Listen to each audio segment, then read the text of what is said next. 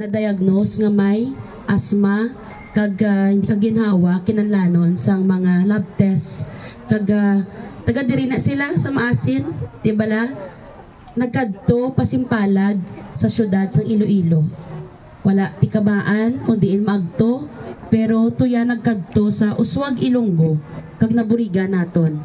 So Vivian, pwede mo bala masaysay sa amon anong natabo sa amo to nga chimpo nga na ospital ang imo nga bata? Kag paano ikaw nga gindala sang imo nga mga kahig tuya sa Uswag Ilonggo Party List Office? Morning everyone.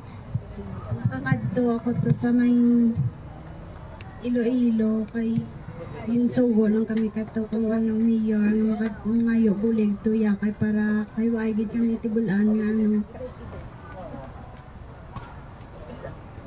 Sige lang, sige lang.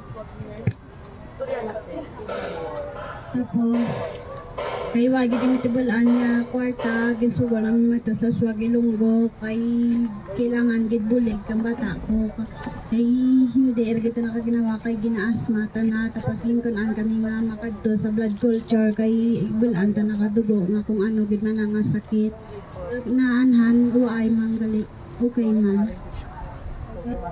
Pasalamat ako sa Uswag Ilonggo kay uay man na ano ang bata ko kag may Kung wala ikaw nakaparapit sa Uswag Ilonggo, may ara kayan iba niya napalapitan that time. Waay gid kay tuya lang gid kami kaagto sa Uswag Ilonggo. Ang kayang good nagdalagan lang kami tuya. Ngayo kami bulig kang Uswag Ilonggo. Paano ikaw ginbaton dito sa Uswag Ilonggo? Ano ka ayo ang pagproseso sa imong assistance sa medical?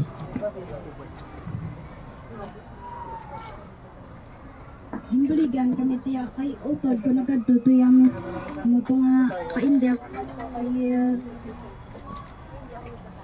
nagbantay pa ko kabata ko.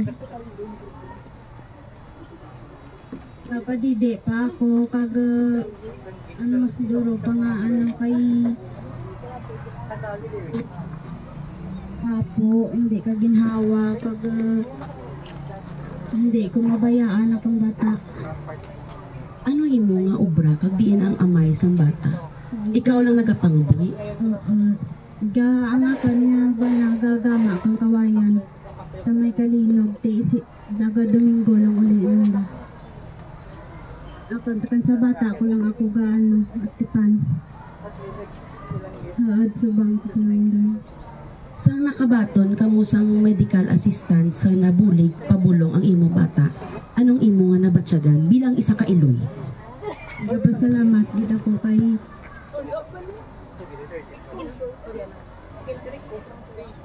Nagpasalamat gid ako kay tawaan kami kang Uswag Ilonggo nga ano para makabulig ka naman na maayad ang akan nga bata. Subong ang bata mo healthy ni subong bata mo? Okay na siya. Okay na siya? Pila na kabulan bata mo? 5 months talad. Eksperyensyahan, ano pagid niya mga istorya sa mga iban pagid niya mga maasinanhon nga aton nga na-cater sa paghatag at pagbulig sa Uswag Ilonggo Party List Medical, Burial and Financial Assistance. So, mainuswagon nga adlaw, maasinanhon.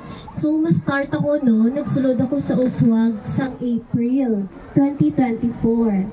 So, sa pagtinar ko sa Uswag, manag 1 year na ako sa next month, damo ako na atubang, kag na cater na mga client, kag kinahanglan gid sang bulig. Alin sila from different municipalities and to be specific bilog yung Region 6 ang amon nga gina-cater. Mayra sang mga walk-ins, mayra man sang vehicles. So sa mga taga Maasin no, mayra ako nadumduman isa ka kliyente nga gina-dialysis. Hindi ko madumduman ang pangalan pero ang tsura matandaan ko. Kay si tatay is isa ka farmer. Mewa siya sang bata, 2 ka bilog, kang isa nga ga-eskwela medicine sa West Visayas State University. So si tatay no, nagapadialysis siya sa M3 Dialysis Center. Doon duman ko gid nga ambal ni tatay, Mama, yung aga, pwede ako kapangayo bulig sa uswag. Ma'am, kinadialysis ako, chronic kidney disease stage 3. So si tatay kay yellowish ang iya nga mata. So sa akon, ambal ko bilang isa ka public servant or social worker, ginatry gid namon nga matagaan si tatay sang maayong serbisyo kag para maayo gid ang iyang kalawasan. So sang ginadialysis si tatay, si Uswag Ilonggo nagabulig sa iya. Sa iya palang nga dialysis treatment. Pakadto sa iyang medications, si Uswag Ilonggo nagapadayon bulig. Sunod-sunod nga medication ni tatay, kaya ang dialysis na is may ginatawag kita nga per treatment na nila nga kinahanglan nila i-comply. And nag-amount sa mga dialysis is hindi siya magamay. Nag-arrange siya sang 45,000 kada treatment sa mga kliyente nga ginadialysis. And then, except sa ilang treatment,